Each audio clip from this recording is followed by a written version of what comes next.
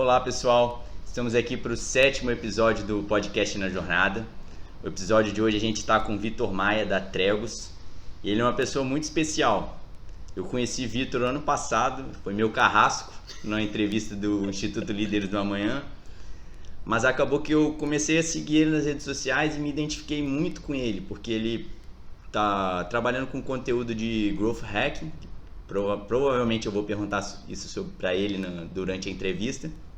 E acabei criando uma afinidade com ele. A gente foi mantendo umas conversas por Instagram, depois eu peguei o número de telefone dele. E hoje eu já posso considerar que ele virou um grande amigo.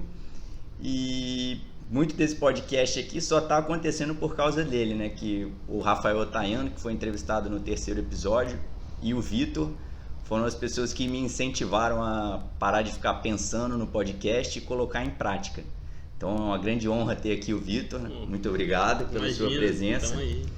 E eu queria que você contasse pra gente, Vitor, que você é formado em design gráfico. Isso. E resolveu empreender fazendo uma agência, né, que foi a Elemento. Isso. Conta pra gente como que foi a ideia da criação da Elemento, o que você queria com isso. Beleza, vamos lá. Para eu poder chegar na história da Elemento, eu tenho que voltar alguns anos. Desde que eu entrei na UFES, né, eu formei na UFES. Desde que eu entrei na faculdade, eu sempre tive a visão de que eu precisava trabalhar. Que eu não queria, na verdade, ser só um estudante. Eu sempre tive o entendimento de que eu precisava trabalhar muito. Minha mãe sempre foi exemplo dentro de casa, médica, trabalhando bastante. Só que ela não me permitiu trabalhar quando eu era adolescente. Eu sempre quis trabalhar. Eu preciso aprender o valor do dinheiro, trabalhar, saber como é difícil, enfim. E desde o primeiro período eu comecei a trabalhar. A primeira vez que eu trabalhei numa agência que, vamos dizer assim, era do tamanho que a Elemento tinha há uns 2-3 anos atrás. Uma pequena agência que ficava no Tiffany. Trabalhei voluntário, foi de puta importância trabalhar voluntário. Eu recomendo, quem quiser começar qualquer coisa, seja voluntário. Você já trabalhou bastante voluntário? Ainda trabalho bastante voluntário, na verdade. Mais pra frente a gente vai falar sobre isso. E em várias iniciativas, na verdade. Mas aí, eu fiquei quase 6 meses nessa agência. Depois disso, eu achei que eu precisava de desafios maiores. Mantinha a faculdade normal, aí eu fui trabalhar na Vem Eventos. Fiquei na Vem Eventos mais 6 meses. Lá eu aprendi o que é você ser contratado para fazer X, Y, Z, W, K, enfim, literalmente proatividade. Eu era designer gráfico, mas também ajudava a organizar evento, carregar coisa de evento, enfim, várias coisas. Mas teve uma situação de lá que influenciou muito minha carreira na parte de disciplina, que todo dia eu tinha que fazer uma agenda. Na época não existia Google Agenda, lá em 2007. Era um papelzinho que tinha que complementar, tipo um timesheet, né, que eu tinha que colocar a caneta. Comecei às 10 da manhã, terminei às 11 de fazer leitura de e-mail, responder e-mail e priorização de tarefas, enfim.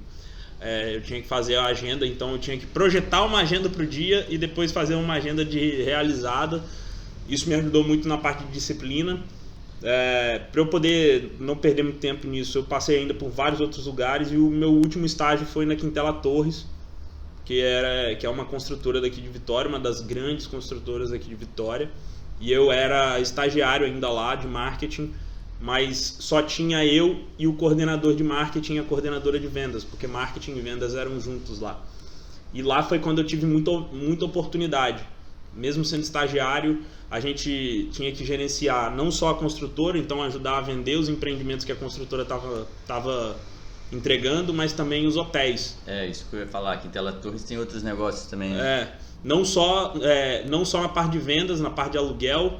Alguns pontos comerciais eram do seu Lamir, são do seu Lamir, mas a gente não cuidava. O que a gente tinha que cuidar era de venda dos empreendimentos e também dos hotéis. Então, hoje, ali o Comfort Inn, aqui na Saturnino de Brito, ali perto do Triângulo, era o novo hotel na época e estava numa transição. Eles estavam encerrando o contrato com a Accor Hotéis, a grande rede francesa de hotéis, e eles estavam criando a própria bandeira. Então foi uma fase muito importante na minha carreira, porque lá eu aprendi a fazer criação, que era o que eu trabalhava de fato, que eu estava fazendo design, mas eu também aprendi a fazer a gestão de marketing, coordenação, compra de mídia, negociação com fornecedor, acompanhamento de entrega. Foi uma grande escola. E ainda design mesmo você fazia muito pouco, muito né? Muito pouco. Mais... Contratação de agência, na época tinha que fazer a marca do hotel, a marca que seria do hotel. Então tive que passar briefing para a agência, acompanhar a criação, ver entrega, pensar em ação para vender as unidades que estavam atoladas de alguns empreendimentos, um em Jardim Camburi, um em Santa Lúcia, 2 em Santa Lúcia. Então foi isso daí, já era 2011, 2010, eu entrei no final de 2010, fiquei lá até o final de 2011. Você já estava formado ou ainda estava na Não, tecnicamente faculdade? Era para eu ter formado já, mas eu não estava formado não. Eu atrasei propositalmente a minha formatura por conta de experiências no mercado. Chegou num momento que eu senti que a faculdade estava sendo um platô e eu fazer todas as matérias no tempo correto iria me tirar muitas oportunidades de trabalho que provavelmente não apareceriam de novo. Então eu atrasei propositalmente. 2011, então eu estava lá na Quintela Torres. Diferente. Quê? Essa é uma visão um pouco diferente, que a maioria das pessoas querem terminar a faculdade, que vão começar a trabalhar logo, mas às vezes você atrasando a faculdade você pode ter mais experiências como estagiário. Exato. Hoje eu tenho essa visão, mas uns 10 anos atrás eu iria para a linha de terminar a faculdade logo, começar a trabalhar. É engraçado, porque na verdade hoje eu consigo falar isso, que é um pouco de autoconhecimento, um pouco de sorte, querendo ou não, e de preparação, né? Eu estava preparado, eu me conhecia, sabia que eu não ia arregar para fazer as entregas, então as oportunidades apareciam. Então não existe sorte, né? Existe preparação, mas trabalho duro que acaba sendo sorte. Mas entenda sorte quando eu digo é justamente isso, né? Minha capacidade de saber o que eu conseguia fazer na época. Eu era novo, tinha lá 24 anos, aliado ao que eu sempre tive, que eu sempre carreguei comigo, que é o trabalho duro. Tipo, eu sempre trabalhei mais horas do que eu era contratado, né? E tomei vários esporros por conta disso, porque estagiário não podia trabalhar mais do que 4 horas, 4, 5 horas. Sempre trabalhei estágio de 6 horas, eu fazia contrato de 4 horas, mas por vontade de aprender, de entregar, de trabalhar, eu fazia 6 horas. E aí depois da Quintela Torres eu passei por outras pequenas empresas de design, de estratégia e outras agências de propaganda, até que em março de 2012 eu recebi uma proposta de uma das maiores agências de propaganda na época aqui do estado, que era a RCom. Tinha contas de grandes corporações, tipo Vale, Samarco, Petrobras. Atendia o governo do estado. Eu na época não tinha a visão que eu tenho hoje em termos de política, né? Não tinha a formação que eu tenho hoje. Então eu entendia que era uma boa oportunidade para minha carreira atender contas do estado, enfim. Hoje eu sou completamente contra isso. Mas foi bem bacana. Lá era ritmo de agência maior, apesar da gente saber que aqui no estado a gente não tem agência do tamanho de agência de São Paulo, né? Multinacional, que consegue, sei lá, ocupar um prédio inteiro, sabe?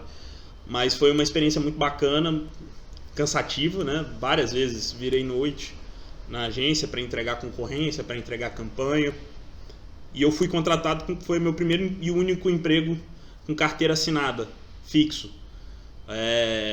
Em 2012, lá como diretor de arte. Eu era diretor de arte júnior. Chegou um certo momento que no meio dessa jornada houveram algumas guinadas no mercado, né? Tipo, e a RCom diminuiu de tamanho, fez uma fusão, desfez uma fusão. Basicamente eu fiquei lá até dezembro de 2012 e eu era o principal diretor de arte. Tinha o coordenador de criação, logo depois era eu. A gente não tinha mais pessoas na criação, não tinha um redator, por exemplo, então várias coisas de redação eu acabava fazendo também. Então no final das contas eu estava formando, aí eu já estava finalizando a faculdade. Eu formei em julho de 2013, mas eu comecei meu TCC em 2012. Era para eu ter entregue o TCC em 2012, mas aí no segundo semestre, Universidade Federal, né? servidores e professores entraram de greve e acabou atrasando minha formatura. Eu só formei em julho, só consegui depois pegar o meu certificado de formação em novembro. Então, assim, tecnicamente no meu diploma tá novembro de 2013, mas eu apresentei meu TCC em julho de 2013. E depois que eu saí da RCOM, eu fiquei muito incomodado, porque em todos os lugares que eu passei, eu não via algo que já era latente. Desde 2010 eu acompanhava o cenário de startups. Não se falava em startup no Brasil. Brasil, patético. Você tinha, sei lá, Buscapé no Brasil na época. Começou a aparecer algumas outras coisas, assim, tipo Ebit, algumas outras empresas de mercado eletrônico, comércio eletrônico. E em 2010 eu comecei a acompanhar um brasileiro que tinha ido pro Vale do Silício, o Pedro Sorrentino. Ele ainda mora lá. OneVC, hoje ele é da OneVC. Na época ele tinha largado o emprego dele na Meio e Mensagem. Na verdade ele era um correspondente da Próxima, a parte de tecnologia da Meio Mercado. E aí eu descobri a história dele, que ele foi um dos primeiros caras que eu via fazer vlog. 2010 isso. Então, tipo... Tava se antecipando. E aí eu comecei a acompanhá-lo, e aí eu fiz minha conta no Twitter em 2009, eu usava muito o Twitter. Na época eu tinha um BlackBerry, então eu usava muito o Twitter no BlackBerry. Era muito difícil ver as pessoas com rede social tão intensamente naquela época. E pelo Twitter eu acabei fazendo aproximações com algumas pessoas estratégicas. O Eric Rice, da Startup Enxuta, eu acompanhei naquela época, fiquei relativamente próximo. O Dave McClure, eu cheguei a trocar algumas mensagens com ele quando ele publicou o estudo dele sobre as métricas piratas. Isso tudo entre 2009 e 2010. Só que aí, trabalhando no mercado, não me envolvia tanto com gestão, mas eu via o resultado de não se fazer uma boa gestão ágil, né, na ponta. Processos morosos, para quem era criativo, quem sempre foi criativo, eu sempre me considerei criativo, morosidade mata a criatividade, burocracia mata a criatividade, né? Você tem que conseguir fazer a gestão num ponto em que ela tenha processos bem definidos, mas que ela dê liberdade suficiente para você quebrar alguns pontos desse processo para você poder entregar algo criativo. Você tem que saber equilibrar a hora que você tem que ser rígido, quase toyotista, e quando você pode ser criativo. E aí eu falei, cara, eu vou abrir minha própria agência. Digital tá vindo. Eu acho que essa agência ela pode ser só um pedaço do plano de negócios. Então eu imaginava uma pirâmide, que serviços tomariam 70% do meu revenue share, né?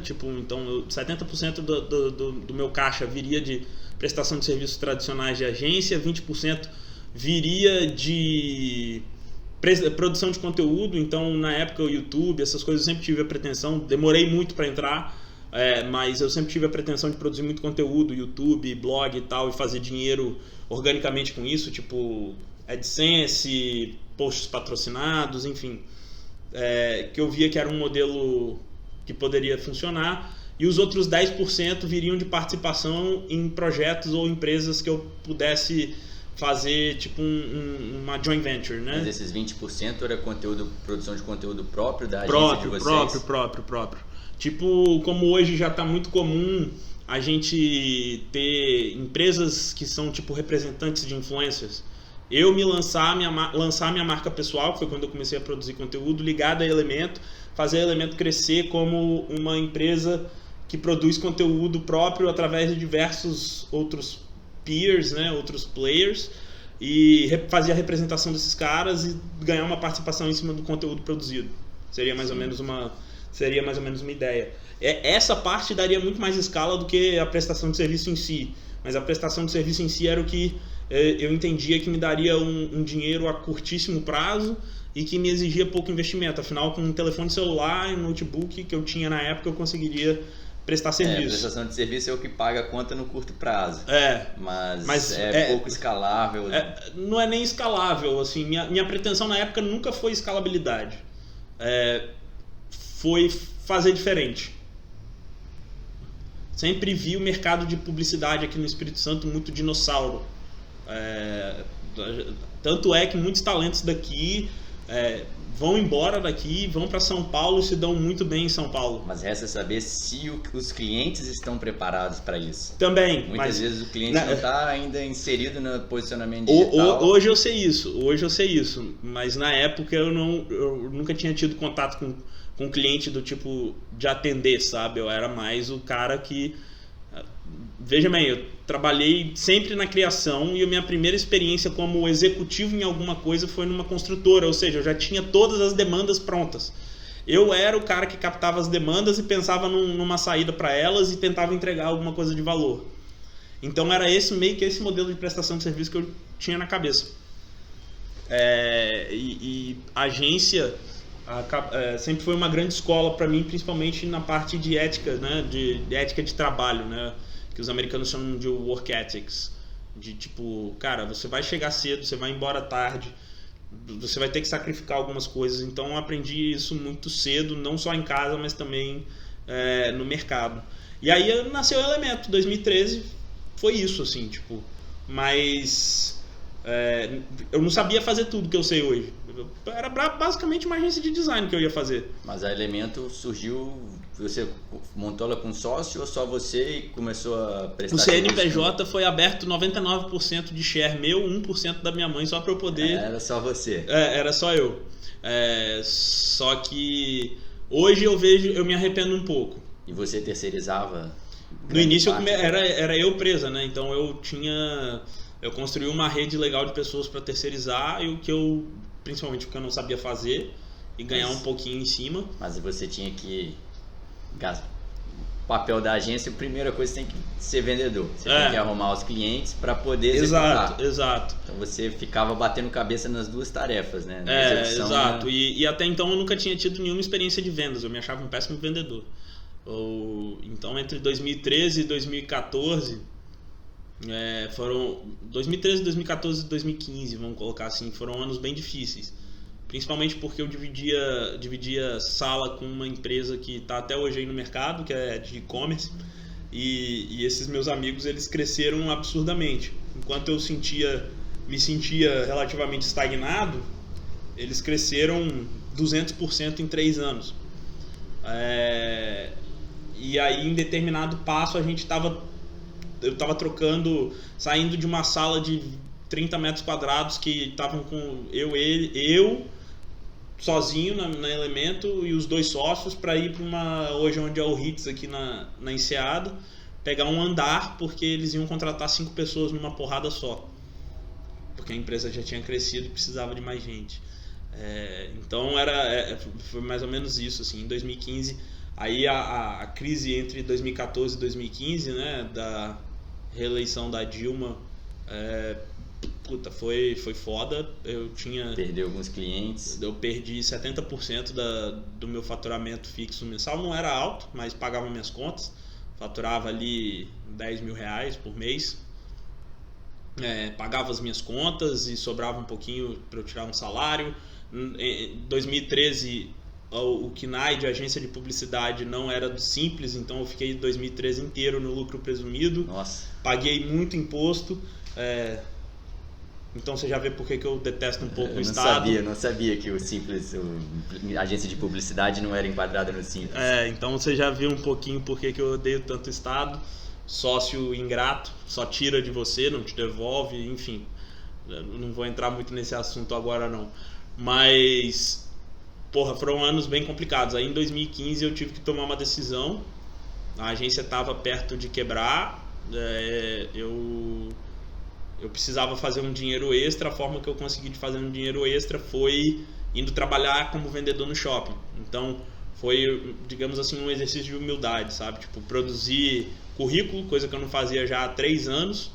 Montar um currículo de forma que eu nunca tinha feito. Colocar foto no currículo. Tipo, what? Foto? Nunca tinha feito isso. Imagino que na hora que seu currículo chegou lá, esse cara aqui é muito bom, deve até rolar uma certa dificuldade para o contratante. Né? Foi difícil, assim, principalmente porque eu ia batendo de loja em loja no shopping, procurando o gerente, entregando o currículo na mão.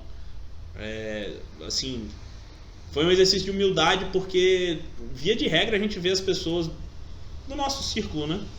Não tendo muito e aí quando eu falo não é nenhuma pessoa específica, né? Mas a tendência de pessoas de classe média para média alta não é de... É mal visto. Infelizmente, eu já converso isso muito com meu pai, que é a nossa cultura, que a gente está inserido na nossa sociedade. Se você vai trabalhar no shopping ou você está procurando um emprego, teoricamente seria de um cargo mais baixo, as pessoas te julgam, veem mal e começam... Por que a mãe do Vitor tá deixando ele trabalhar no shopping? As pessoas começam a falar isso e eu não acho, eu acho totalmente errado. Você tem todo o direito de ganhar o dinheiro da maneira que você quiser. E outra, eu tô indo trabalhar, tô indo ganhar dinheiro limpo. Ficava 12 horas em pé, cara. Aí eu consegui trabalhar na Toulon por conta de um amigo que era gerente da TNG, fez a apresentação. A primeira semana, aí comecei a trabalhar na Black Friday, ou seja, selva. Foi as 2 primeiras semanas, então, última semana de novembro, a primeira semana de dezembro, treinamento. Aí vieram os executivos de treinamento da rede, a gente teve um dia que foi um treinamento até ali naquele edifício, na época era rosa ali, aquele da esquina ali. London Office, isso. E aí eles fizeram várias perguntas sobre composição de tecido, de camisa, e por eu ter feito algumas disciplinas de estampas na faculdade, eu entendia sobre tecido. E eu sempre quis ter, tipo, por exemplo, uma marca de roupa, mas nunca levei pra frente, assim, era uma coisa meio distante. Então eu entendi um pouquinho sobre composição, eu acabei tendo um bom desempenho lá na hora, chamei a atenção. Aí depois eu fui pro trabalho, né, de campo ali, de fato. Nos primeiros dias vendia nada, muito pouco, até que um sábado cheguei e vendi R$2.200 para uma única pessoa. E aí eu fiquei pensando, o que eu fiz que eu vendi R$2.200 para essa pessoa e eu não conseguia vender R$50 para um outro cara que entrava meio perdido. Então foi quando eu comecei a prestar atenção em processo. Conversei muito com um gerente na época, que até hoje é um parceiraço, o Everton, Pretinho, o apelido dele. E ele falou que o segredo de uma loja de roupa é você sempre levar a pessoa pro provador. Você leva pro provador, bota um monte de roupa na pessoa. Vai levando pra ela o que ela acha que se enquadra com ela. E vende o sonho. Então eu tinha que ter uma leitura muito rápida de... O cara tá com a namorada, eu não tenho que vender pro cara, eu tenho que vender pra namorada dele. O cara tá sozinho, se o cara tá procurando uma roupa pra ir pra balada, eu tenho que vender a imagem dele na balada. Porra, imagina você com essa camisa, com essa calça e esse sapato aqui, chegando na balada, tipo, porra, todo mundo olhando pra você. Você tem que conseguir descobrir em questão de segundos o ponto de dor do cara ali, né, pra você explorar. Não é sendo malvado, mas sendo oportunista. Toda profissão acaba fazendo isso. Então, acabou que fiquei entre os top 5 em performance da loja, sem nunca ter vendido. Recebi oferta para continuar, não quis. Durante todo o período lá que eu estive lá, eu fazia as 2 primeiras semanas de dezembro 6 horas, né? Então eu ficava de manhã em casa trabalhando nas coisas do Elemento que ainda tinha que entregar. Ia pro shopping, ficava de 4 às 10, voltava para casa, mexia mais coisas do Elemento de tipo 10h30 até 1h30 da manhã. No outro dia dormia, acordava, mexia de novo em coisas do Elemento, ia pro shopping. Nas 2 primeiras semanas. Rotina extremamente cansativa. Ser vendedor, eu sei como é complicado. Você fica em pé, desgastante. Isso aí. Na 3ª e 4ª semana, Natal e Ano Novo. No Natal foi bizarro, porque eram 18 horas praticamente em pé. Chegava no shopping 6, 7 horas da manhã, antes de todo mundo, para arrumar a loja, esperar o shopping abrir. O shopping, naquele ano, por conta de crise, abria 2 horas mais cedo, fechava 2 horas mais tarde. Então abria às 8 e fechava meia-noite. Então eu fazia ali de 8 à meia-noite em pé, 16 horas. Chegava em casa, você fica sentindo uma dor no pé de tanto ficar em pé. Você deita e fica sentindo a dor no pé. Não sentia o pé, na verdade, né? E aí chegava em casa e ainda mexia em mais algumas coisas do Elemento, até tipo umas 2 da manhã. E aí na semana pré-Réveillon, que foi boa, porque a maior parte dos vendedores já tinham batido a cota deles e relaxaram. E eu, apesar de ter batido minhas metas, eu não relaxei. Eu falei, não, vou continuar vendendo. Vou aproveitar que todo mundo está perdendo gás. Eu vou continuar dando meu gás aqui. Semana de troca também. Semana de troca, posso fazer upsell, posso vender coisa mais cara para ele, posso fazer um cross-sell durante a troca. E muita gente comprando roupa para o Réveillon, né? Tipo, 2015, verão, muita coisa em Guarapari. Aqui em Vitória as pessoas têm esse costume, quem fica em Vitória vai pra praia, vai pra alguma festa, vai querer comprar uma roupa legal. Então acabei fazendo um extra bom. Resumo da ópera, trabalhei muito, mas foi um salário que eu nunca tinha ganhado na minha vida em vendas, mas a principal lição foi que se eu conseguia vender roupa que o ticket médio era R$20, conseguia vender R$2.000 para uma pessoa, como que eu não conseguia vender serviços no mesmo ticket que eu prestava? Então, de 2016 em diante, eu entrei numa missão pessoal de reestabelecer a empresa.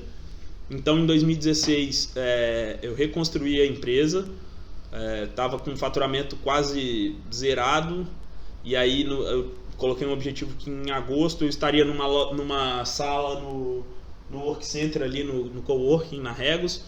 Então eu tinha voltado a trabalhar de dentro de casa, peguei um escritório virtual, o endereço da Regos, que era o meu escritório virtual, mas trabalhando de dentro do meu quarto, até que, resumo da ópera, eu queria em agosto, em maio eu já estava dentro da Regos com uma sala, então eu já tinha batido minhas metas em maio, tudo porque eu aprendi a vender.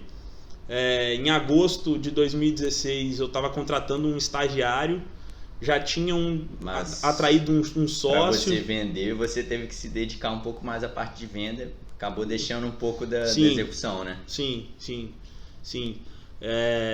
E eu já tinha acabei trazendo um sócio, uma das pessoas que era meu parceiro de negócios quando eu só distribuía. Ele tinha um emprego na Tecnip na época e ele estava saindo da Tecnip e quis entrar na empresa como sócio.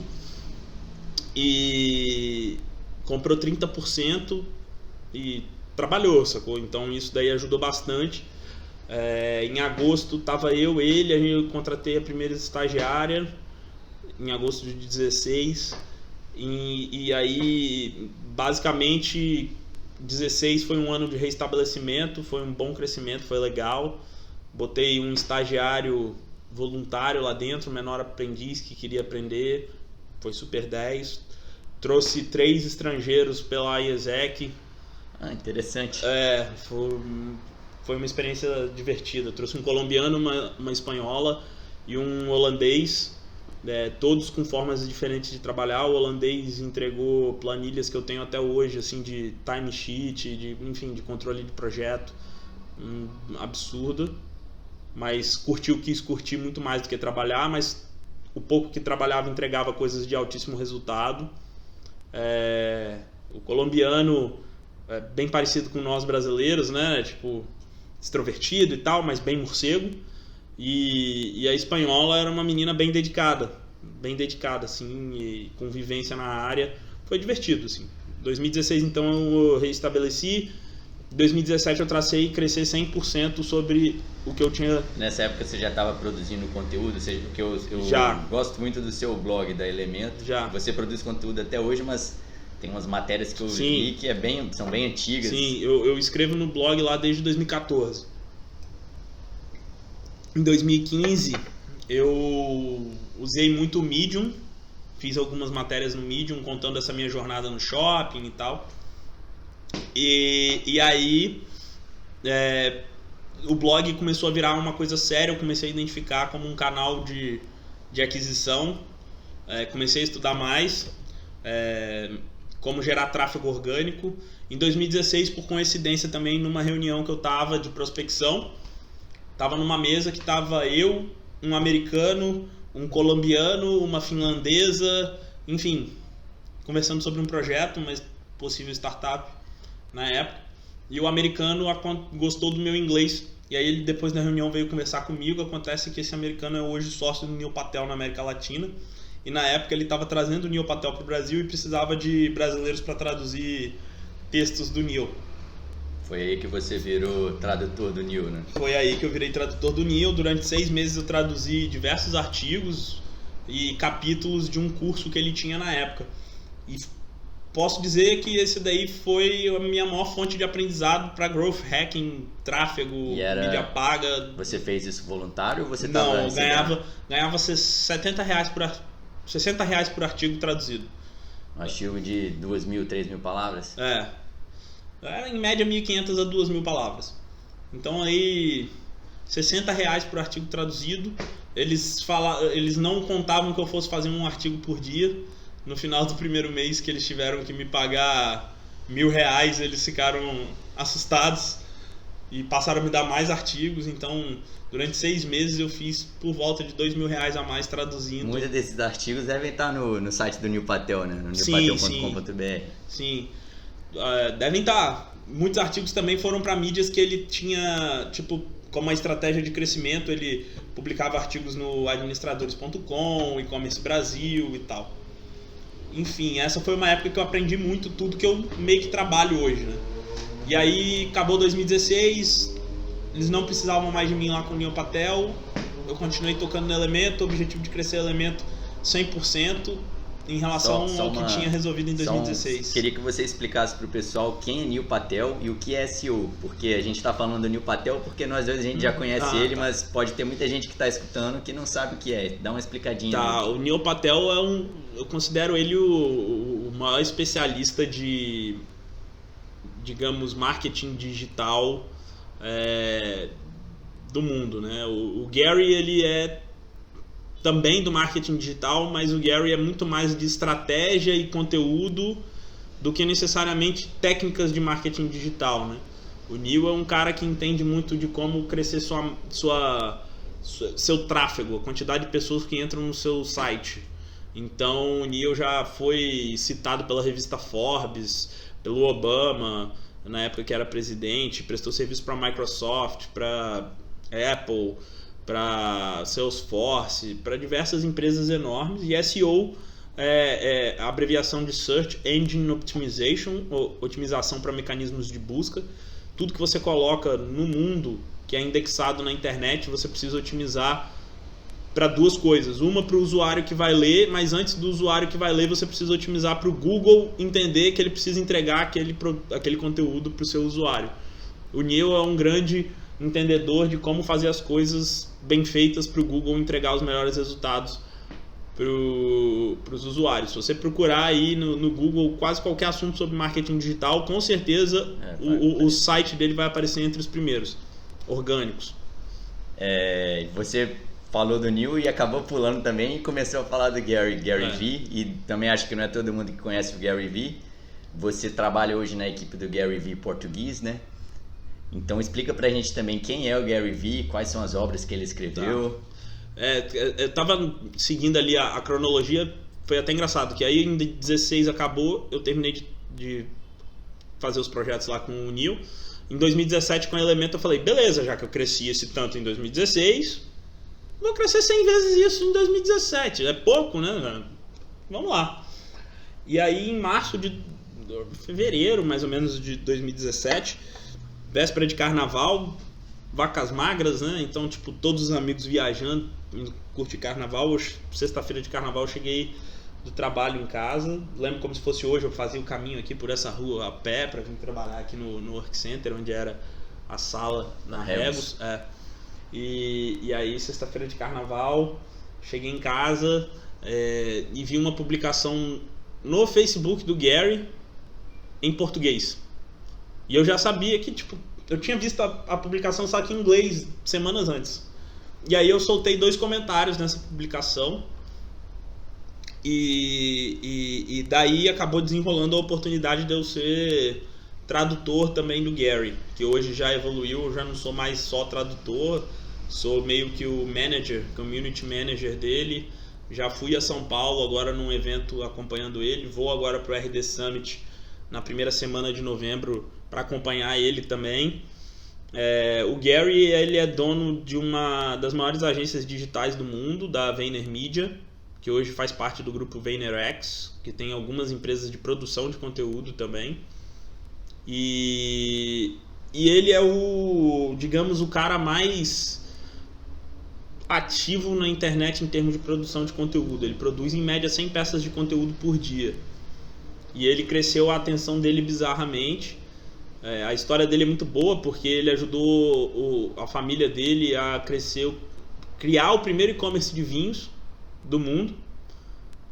Não o primeiro, um dos primeiros, que foi a Wine Library. Ele ganhou muita relevância, né? E ele ajudou esse e-commerce de vinho a sair de 3 milhões de faturamento ano, 3 milhões de dólares para 60 milhões de dólares, tudo através da internet. E aí ele fundou a agência e através da agência ele começou a fazer o que ele fazia para o e-commerce para várias outras empresas Fortune 500, né? As 500 maiores empresas da Fortune. E ele ganhou muita relevância aí entre 2015 em diante. Eu já o acompanhava desde 2012, 2013. Mas em 2015 ele começou a ganhar um pouco mais de tração, mas no Brasil ele ficou muito famoso mesmo em 2016, 2017. Foi em 2017 que aí eu comecei a traduzir para ele. Ele já escreveu uns 5 livros. Não sei o nome de todos os livros em português, mas o primeiro foi o Crush It, que é Detonando em português. Depois ele escreveu o The Thank You Economy, que agora está sendo traduzido, vai ser lançado como Gratidão, o nome do livro. Depois ele escreveu o Jab, Jab, Jab, Right Hook. Foi o primeiro livro dele que eu li em 2015, que ajudou eu dar a guinada na Elemento. Foi por conta desse livro. Em português o nome do livro é Knockout. Depois ele escreveu o Ask Gary Vee, que era um programa que ele tem ainda no YouTube, que ele recebe algum convidado e faz perguntas e respostas, uma parada meio bate-papo. E eu acompanhei desde o primeiro episódio ao vivo, que ele fazia no Facebook e no... Ele fazia live. Gravava.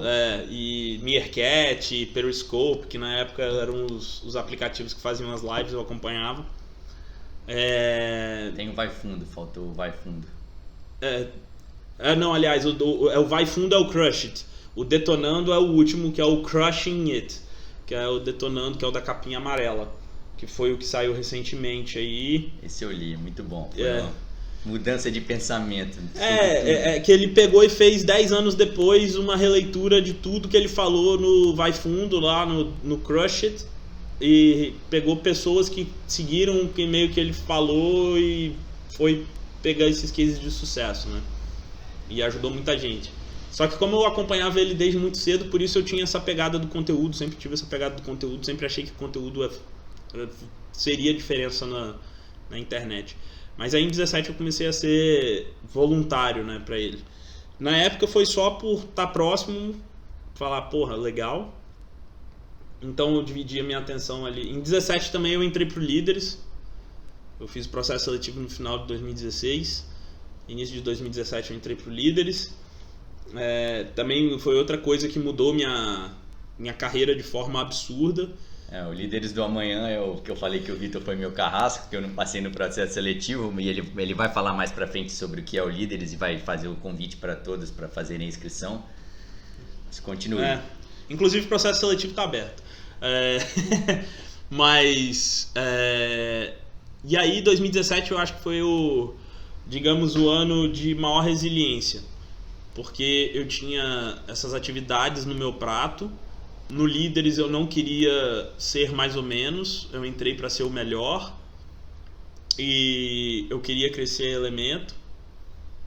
Então eu trabalhei muito na Elemento, trabalhei muito no Líderes, entendi que o Líderes, pelo meu desempenho, iria me trazer bons resultados comerciais. No Líderes a gente não tem essa pegada de fazer networking, mas acabou vindo alguns clientes parceiros de dentro e oportunidades de negócio de dentro do Líderes, porque eu tive um bom desempenho. Acabou que eu fui o melhor associado naquele ano lá do Líderes, no ranking de engajamento. Ajudei a realizar o 5º Fórum Liberdade e Democracia. Foi o fórum que foi um dia inteiro, a gente botou mais de 990 pessoas na arena que tinha ali no Shopping Vitória, uma lista enorme de convidados de nome nacional e de peso internacional. Um deles foi o Ilan Goldfein, né, na época o presidente do Banco Central. E 2017 foi esse ano. E aí, cara, 2017 foi um ano muito maluco, porque eu cresci 100% em cima do que eu queria crescer. eu bati a meta, né? E aí surgiu a oportunidade, através do Zé e do Dan e tal, eles me apresentaram ao Paulo César, filho, né, lá do Atacado São Paulo. Surgiu a oportunidade de eu alugar uma sala no Palácio do Café, uma sala muito maior, eu prevendo o crescimento da empresa. Nisso a Elemento já estava com 5 pessoas, não cabia na sala que a gente estava. Tinha que trabalhar em turnos diferentes para poder ter ideia, para caber todo mundo na sala. Era uma sala de 8 metros quadrados, era muito pequenininha. Da sala que vocês tinham na Regus. Na Regus, isso. E aí a gente acabou que, ao mesmo tempo que essa mudança foi um marco de prosperidade, também foi um marco de decadência. Prosperidade porque eu realizei um sonho, decadência porque eu fiz uma burrada, queimei o caixa todo fazendo uma obra, projetando um crescimento em 2018 que acabou não vindo. E 2018 foi um ano que perdi sócio, né? Tipo, começou a ter atrito porque dinheiro faltava, tinha que priorizar contas. Eu sempre fui bastante resiliente no sentido de saber que eu ia ficar sem dinheiro ali, e isso tudo eu sem receber da empresa, tá? Desde 2013.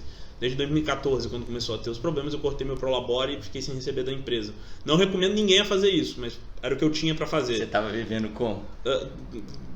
Favor na casa da minha mãe, sacou? Tipo, eu não saía, eu não ia pra balada. 2017 foi um ano que eu não fiz nada. Tipo assim, pra viajar, eu pagava com cartão de crédito da empresa, se era viagem a trabalho. Não viajava pra curtir se não fosse pago pela minha família. Tipo assim, todo final de ano, minha mãe, por trabalhar muito, ela paga uma viagem pra fora do Brasil pra família inteira, mas porque ela quer, ela paga. Eu não mexia no meu bolso, sacou? Tipo, até porque eu não teria condições. Não tenho ainda. Mas enfim, acabou que em 2018 veio a proposta do Lomeu, que é um amigo meu, maior referência pra mim no Espírito Santo, uma das maiores do Brasil. Eu já estava trabalhando tentando reposicionar Elemento como uma empresa de growth. Estavam aparecendo oportunidades, mas eu não conseguia encaixar ainda o ticket, né? E eu estava com um problema que era o seguinte: eu tinha uma equipe que custava relativamente caro para mim e os custos fixos, então eu precisava subir. Eu tive que fazer uma escolha, né? Ou eu pulverizava minha carteira de clientes, muitos clientes pequenos pagando pouco, ou poucos clientes grandes pagando muito, pagando bem. Eu acabei optando pela segunda opção, porque eu comecei a observar que desde 2016 eu estava com poucos clientes pequenos, pagando pouco, mas que me exigiam muito trabalho, muita dor de cabeça, tanto quanto um cara grande. Então eu falei assim, se é para ter dor de cabeça, deixa eu ter uma dor de cabeça que vale a pena financeiramente. Que é a dor que a Elisa do segundo episódio contou pra mim. Cliente pequeno dá muito mais trabalho do que o grande. Porque ele paga pouco e te exige tanto quanto o grande. Porque no final das contas, cliente é cliente, cara. Ele vai te exigir sempre a mesma coisa. Então, e aí no final isso em março de 2018 também, o Lomeu estava começando com o projeto da Tegros, ele já tinha feito esse convite. E aí eu falei que, cara, eu não podia abrir mão de saber, depois de investir quase 100 mil reais na obra, numa tentativa de expansão, eu não poderia deixar de saber se ia dar certo essa nova etapa do Elemento, né? E aí eu virei e falei, cara, espera, deu novembro, não tinha dado certo, não estava onde eu queria estar, eu estava completando 6 anos, perto de completar 6 anos de empresa, de empreender, né? E aí eu resolvi fazer a fusão, foi em dezembro mais ou menos, eu viajando, foi quando caiu a ficha, eu falei, vou fazer essa porra dessa fusão, é o melhor que eu tenho a fazer.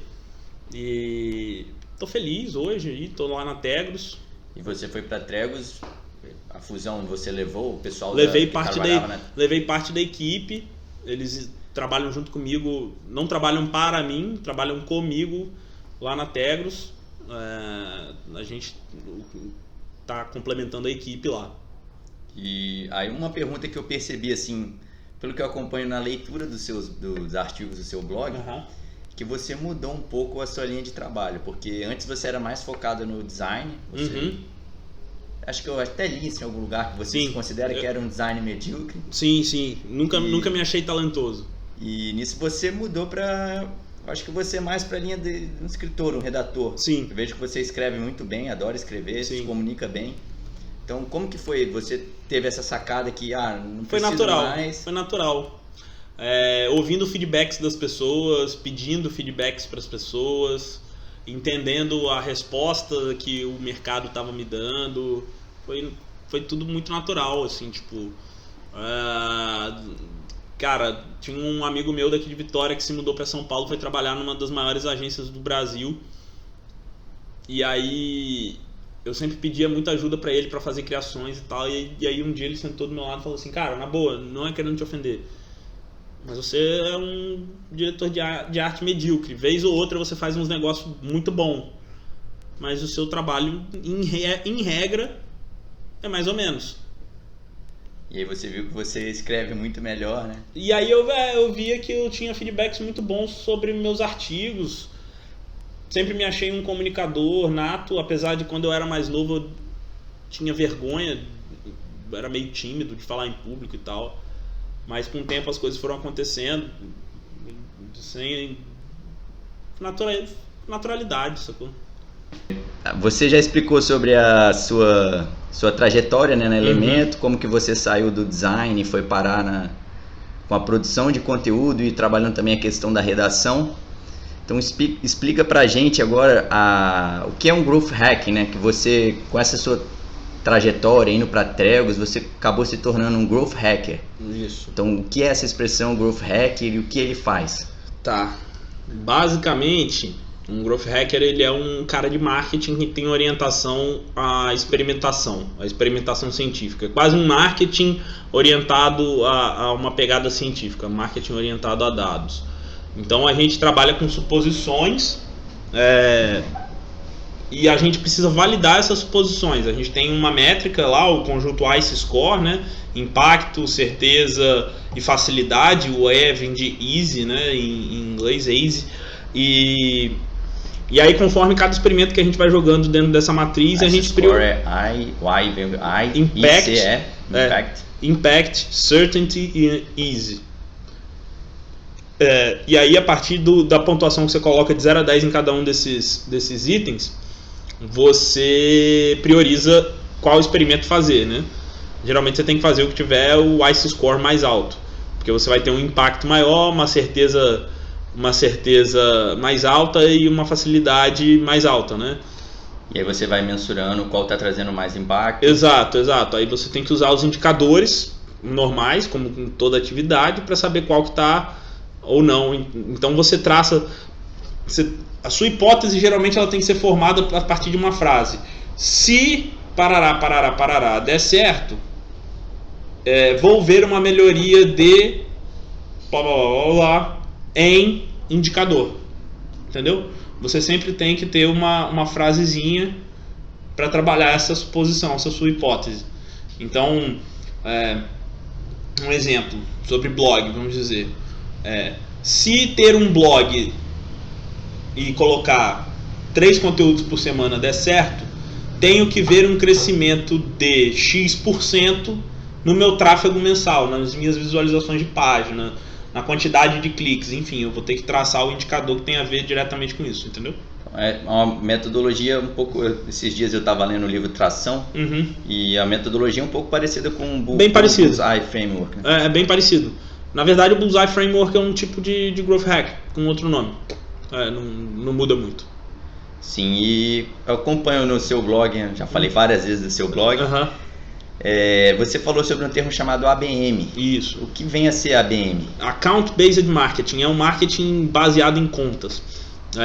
Se você é uma empresa de B2B, você vende para outras empresas, por exemplo, vamos dizer que eu tenho um software de inovação e inovação corporativa, por exemplo, de melhorias internas, de processos, sei lá, alguma coisa assim. E eu tenho que vender para Vale, para Arcelor, para Samarco, Só falei mineradora, mas foda-se. Essa marca não vai conseguir vender, é um pouco difícil. Sei lá, qualquer grande empresa, se eu sou uma grande, sei lá, fabricante de, sei lá, Tramontina, Gomes da Costa, qualquer grande empresa, eu não vou conseguir vender para você batendo na sua porta e falar, deixa eu falar com o vendedor. Não, você tem que escalar ou você tem que chegar direto no decisor, porque quem compra é o decisor. Por mais que tenha o comprador lá, geralmente ele tem um orçamento. Se não tiver na prioridade de compra dele, ele não compra. Você tem que ir direto no decisor para comprar. Então o ABM é você meio que definir uma lista de desejos. Quem vai tomar essa decisão, né? Às vezes a decisão pode ser o diretor, às vezes pode ser uma pessoa que vai utilizar a ferramenta. Isso aí. Então você desenha primeiro a sua lista de desejos, a sua lista de empresas que você gostaria de vender, de ser fornecedor. E a partir dessa lista você desenvolve campanhas personalizadas para o decisor dessa empresa. Então, se você conseguir saber o nome do cara, você pode fazer uma landing page só para o cara. Você tem algum exemplo de uma empresa que coloca isso em prática aqui no Brasil? A RD faz bastante ainda, fez muito. Rock Content, tem umas que a gente usa bastante lá na Tegros, a Evo, uma empresa de software de inovação, como eu falei, daqui de Vitória. A gente usa a ABM de vez em quando para eles. É uma prática que tem se tornado cada vez mais comum, assim. Então, então você inclui o ABM junto com as técnicas do Growth. Isso aí. Então hoje lá na Tregos você é um especialista em Growth Hacking? Ou... eu sou entre um Growth Hacker e um especialista em marketing, vamos dizer assim. Tem horas que as minhas atribuições são literalmente tradicionais zonas de marketing. Tipo, conseguir identificar missão, visão, valores para traçar uma estratégia de tom de voz no conteúdo para o cara. Às vezes eu faço a parte de relacionamento, tipo Origens. A gente está com uma estratégia de marketing de influenciadores e eu tive que desenhar a estratégia e executar a estratégia. Faço muito isso. Para segmento de moda, o marketing de influenciadores é uma puta de uma ferramenta. Exatamente. E em alguns outros projetos eu tenho uma atribuição mais de performance mesmo, né? Tipo, se eu mexer nisso daqui, talvez eu traga X% a mais de resultado no final do mês. Será que vai dar certo? Será que é isso mesmo? E aí a gente faz os testes. Bom, primeiro bloco foi bastante extenso. Eu pedi para você contar a sua trajetória e basicamente você contou todas as suas experiências. Ficou faltando falar sobre a startup que você teve, né? Sem Sufoco. Sem Sufoco, você teve uma startup Sem Sufoco. Eu gostaria que você falasse um pouco sobre ela. Tá. Bem, eu acho que a startup Sem Sufoco basicamente encerra toda a sua jornada empreendedora até hoje, né? Isso. E aí a gente pode falar depois o que você pretende para o futuro. O Sem Sufoco foi, antes de tudo, foi o meu primeiro empreendimento. Muitas pessoas não sabem da existência, que ela existiu, mas eu fiquei ali entre fevereiro de 2013 e novembro de 2013 trabalhando nela. Era um marketplace de serviço de urgência, tipo um Uber de serviço de urgência. Como a gente estava começando aqui, tipo Get Ninjas. Só que era bem instantâneo. Get Ninjas você tem que fazer o pedido, um cara tem que aceitar, você vai negociar preço até o cara ir te atender. Porra, moroso pra cacete. Aí a gente tinha a ideia de fazer uma parada meio Uber, sabe? Tipo, o cara tá disponível, trabalhando. Cara, se você ficou preso do lado de fora da sua casa e você quer um chaveiro, sei lá, sua chave quebrou, você perdeu sua chave, caiu no posto do elevador, você precisa de um chaveiro na hora, né? Você não vai negociar com o cara. E na época só tinha como conseguir falar com um cara desse se você conhecesse um ou fosse pra famigerada Páginas Amarelas, né? Hoje em dia a gente tem o Google, né? Você joga lá chaveiro 24 horas. Exatamente. Então, em 2013, 6 anos atrás, não era tão comum você encontrar esse tipo de gente no Google. E aí a gente desenvolveu o produto, em 15 dias foi pro ar a versão iOS, Android e Web. Eu desenhei a interface, o programador levantou a aplicação. Em 15 dias, 2 aplicativos e um e a versão site. Web. Bem rápido. O programador era bom. Ele trabalhou na Opera, né? Então, tipo, ele era já muito bom de vivência aqui no estado. Aí ele chegou aí pra Opera, morou na Noruega. Opera navegador? Navegador. Chrome, Opera. Ele trabalhava num time de inovação lá para projetos especiais, mas queria empreender, aí veio pra cá, se juntou a gente, ficou parte do time. A gente acabou desistindo do projeto, porque com esse problema de balanceamento de marketplace, que quase todo marketplace pode sofrer, né? A gente botou 200 prestadores de serviço, mas não botou, tipo, oferta e demanda, né? A gente botou 200 prestadores de serviço fazendo oferta, mas não tinha demanda suficiente para que eles suprissem. A gente chegou a fazer umas 4 transações. Em 10 meses? Em 8 meses. Não ganhamos nada, porque a gente estava numa fase ali de MVP, né? Tentando alcançar o Product Market Fit. Ganharam bastante experiência. A gente aprendeu. Eu posso dizer que aquele aprendizado me levou a chegar onde eu tô hoje. Assim, eu comecei a estudar mais sobre marketing digital, growth e tal, por conta da experiência com o Senso Foco. Mas foi uma experiência muito boa. Assim. E eu fiquei sabendo da Senso Foco esses dias, recentemente, que você postou no Instagram. Uhum.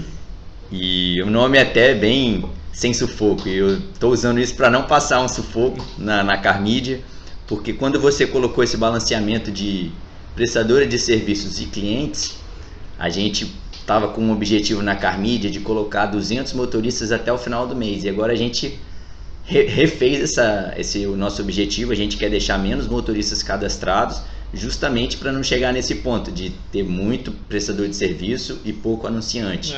Você tem que ter tipo um grupo de controle ali, você tem que fazer um soft launch, pegar um grupo pequeno de pessoas que você sabe que podem estar engajadas e testar com elas. Pra você validar. Isso que a gente está fazendo. Para você validar o MVP. Validou o MVP, deu tudo certo, redondinho, parte para cima já buscando um Product Market Fit, né? E aí você pensa em botar 200 pessoas, mas aí ao mesmo tempo que você pensa em botar... A gente tem que arrumar cliente. Você tem que botar pelo menos 200 clientes, né? Não 200 clientes, porque um cliente pode fechar mais anúncios, né? Mas a gente com uns 20 clientes. Bom, enfim, a gente falou já bastante da sua trajetória, né? Falou da sua experiência com Elemento, agora você falou da Senso Foco, até você chegar na Tegros. E eu queria deixar aberto o espaço agora para você falar sobre todos os seus projetos pessoais. Tá. Que você hoje tem um podcast, tem um canal no YouTube, tem o blog, que apesar de ser da agência Elemento, ele ainda continua ativo, você posta muitas coisas interessantes. Eu já passei uma vez, uma sexta-feira, lendo o blog madrugada fora. Então conta pra gente quais são os conteúdos que você tem gerado, como estão esses seus projetos pessoais, e também conte pra gente sobre o Líderes do Amanhã. Legal, tá. Meus projetos pessoais, prometo ser rápido.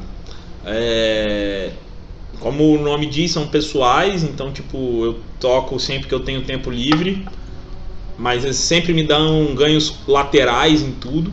O principal projeto pessoal hoje é com o Gary, né? Dia 6 de novembro eu tô indo para Floripa, fico lá até o dia 8, que ele vai palestrar no RD Summit no dia 8. Eu vou aproveitar para ver o RD Summit pela primeira vez, enfim. Os outros são o que acabou ficando da Elemento. O suco da Elemento, na verdade, não estava só na equipe que foi para Tegros, né? O suco estava ali na produção de conteúdo, na riqueza de conteúdo que eu tinha. Eu não queria perder isso, então eu mantive o blog. Tá com o mesmo URL, elemento.ag/blog. Só que é um conteúdo agora que não é só voltado para um negócio de business, não é só voltado para marketing e startups. Tem um pouco de cultura pop ali em volta das coisas, então eu tento trazer conteúdos bem atuais lá. Falei sobre uma coleção que o Post Malone lançou junto com a Bud Light, porque tem a ver marketing, negócios, né, relações públicas ali, cultura pop. É um artigo legal.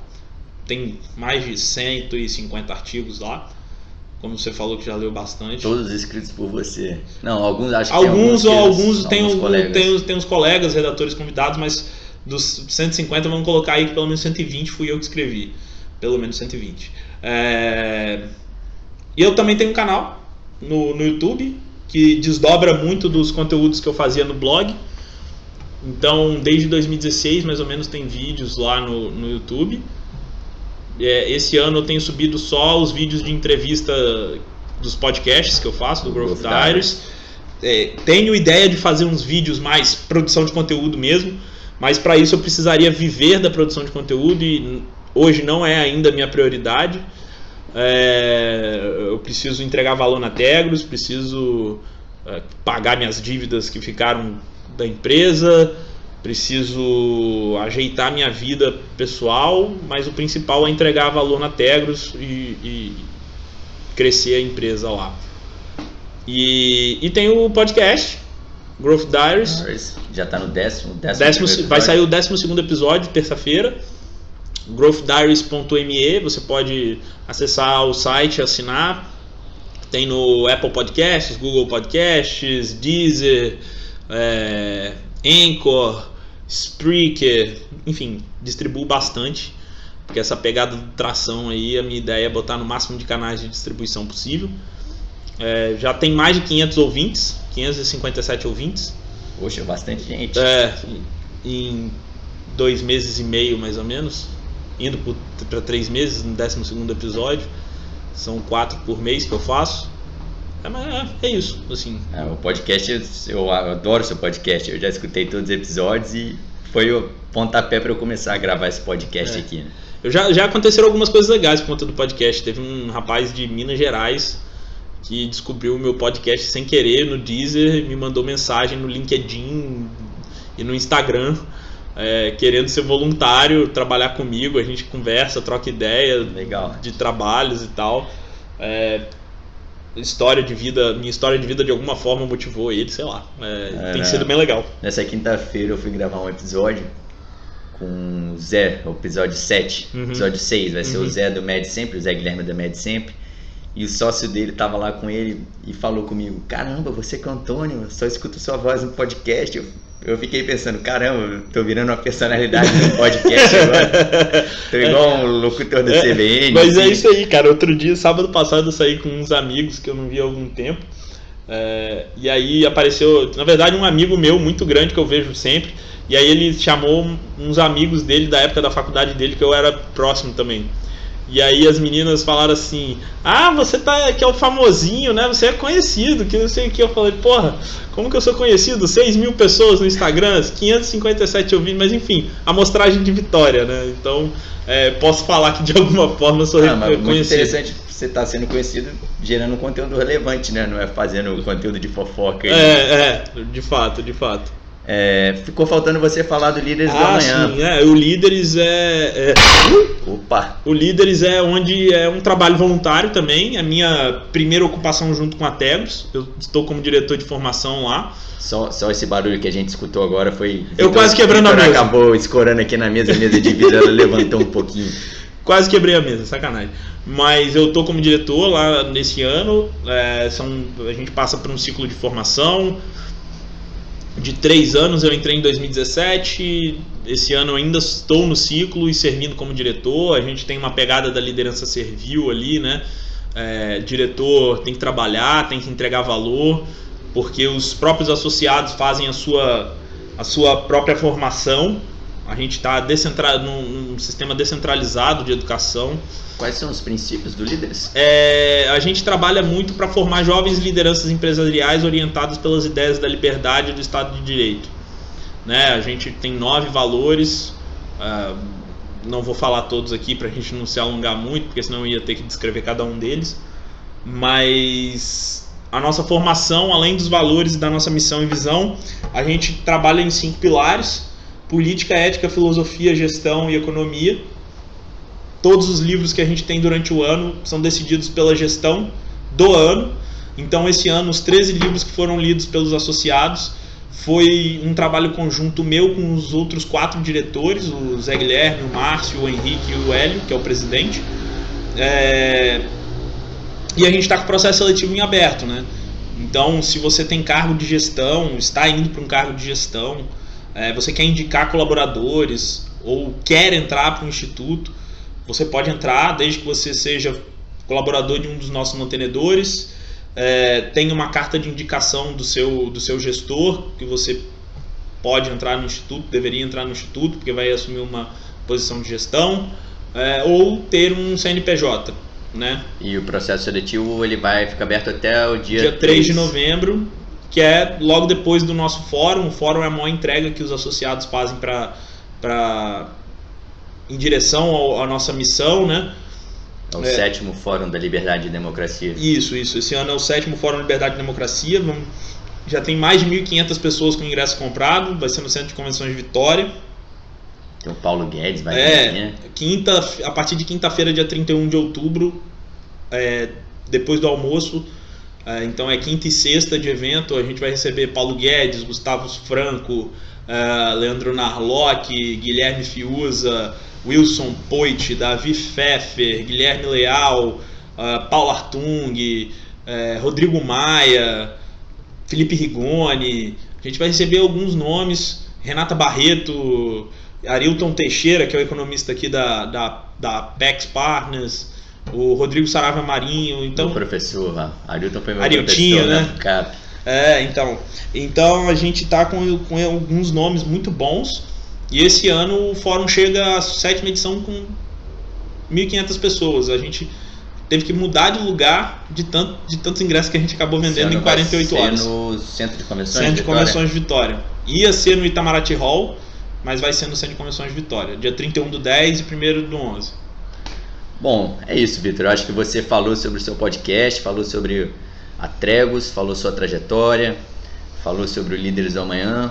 Se você quiser falar mais alguma coisa... Você tinha me perguntado onde que eu vejo o fim da jornada, né? Na verdade, eu acho que eu não vejo. O Vitor tá me entrevistando agora, eu tô esquecendo dessa pergunta, eu tinha que fazer essa pergunta para ele tá me lembrando. Então, deixa eu fazer a pergunta, né?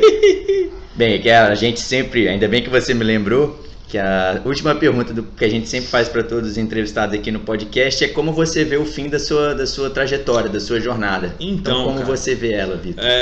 Na verdade, eu não vejo, né? Eu acho que o divertido é a gente ter um objetivo que é quase inalcançável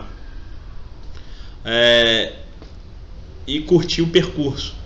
E eu, diferente de muitos brasileiros que querem, sei lá, aposentar e viver na praia, tranquilo, de renda, eu sou uma pessoa que eu gosto de trabalhar, eu não me vejo desocupado, então acho que eu nunca vou aposentar, até porque trabalhar faz bem para a cabeça, eu gosto muito de estudar, de ler, então acho que minha jornada não vai acabar nunca, vai ser sempre uma nova jornada, todo dia uma nova jornada, mas hoje eu coloco assim que os meus 2 grandes objetivos, eles são divergentes e convergentes ao mesmo tempo. Divergentes porque em um cenário eu não me enxergo nem no Brasil. Acredito que essa oportunidade de trabalhar com o Gary possa abrir algumas portas, mas eu não alimento esperanças, eu não vivo para isso, só tenho no radar, né? Será que o Gary está escutando isso? Será que ele vai escutar esse podcast? Não sei, né? Mas se ele escutar, ele não entende nada de português, então ele não vai entender. Então fica para você fazer essa tradução. E quem sabe, talvez, ser convidado a juntar com a equipe dele em Nova York, ir para Nova York, trabalhar em Nova York é um grande sonho, é uma grande vontade, mas eu não paro as coisas da minha vida para tentar realizar isso. Eu foco muito mais no que eu tenho aqui hoje agora. Hoje agora é Tegros. Então eu tenho o objetivo aí de, junto com o Lomeu, o Missaja e as outras 32 pessoas da equipe, ajudar a empresa a crescer, entregar resultados consistentes para todos os nossos parceiros, né? Vocês estão com bastante clientes, tem muito trabalho para frente. Eu acho que é isso, assim, a gente não pode querer ver muito um final. Eu sei onde eu quero chegar, mas se eu falar que quando eu chegar, se for um negócio que amanhã eu posso alcançar, qual a motivação que eu vou ter depois de alcançar isso, né? O Gary fala muito isso, ele quer comprar o New York Jets. Então tudo que ele faz todos os dias é para deixá-lo mais perto de comprar o New York Jets.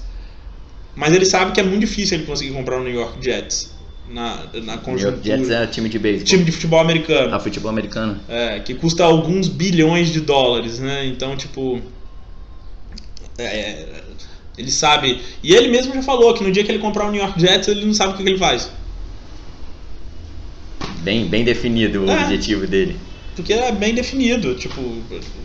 Enfim. Quando ele comprar o New York Jets, ele vai querer conquistar um Super Bowl, provavelmente. Com certeza, mas é aquela coisa, o objetivo da vida dele é comprar o New York Jets. Aí ele vai ter que fazer um reassessment, né? Vai ter que reavaliar tudo para saber qual o próximo objetivo da vida dele. Enfim, é isso. Bom, Vitor, agradeço a sua presença, muito obrigado. Vocês também, agradeço muito a audiência de todos. Quem quiser acompanhar os episódios anteriores do nosso podcast, pode acompanhar o podcast no Apple Podcast, no Google Podcast, no Spotify, em todas as outras plataformas que o Vitor falou. Todas elas a gente também está presente. Eu não consigo me lembrar de cabeça igual ele disse. E a gente também tem um canal no YouTube que você consegue acompanhar o podcast no formato de vídeo, o videocast. E agradeço a todos pela audiência, né, por ter escutado aqui o nosso podcast, nossa entrevista. E é isso. Até a próxima entrevista, o próximo episódio. Muito obrigado. Valeu pelo convite, Antônio.